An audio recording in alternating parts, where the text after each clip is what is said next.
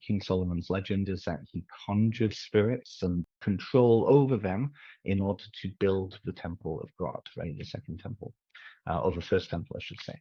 And this was his way of honoring God, doing God's work, while also commanding demons to do it.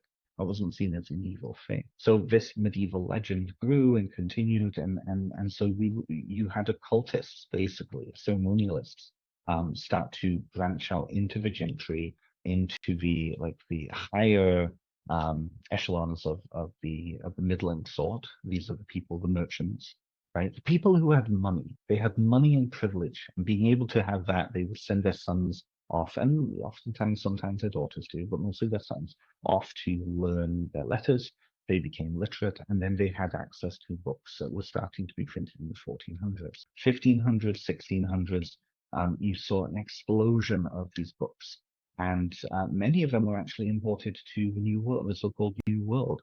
You have a lot of traditions down in Brazil and Catholic South America of grimoires being kind of sent around, and a lot of spirit traditions in Brazil particularly formed because of this ceremonial of magicians, right? So you've got the occultists. That's eventually what leads to then things like Thelema, Aleister Crowley.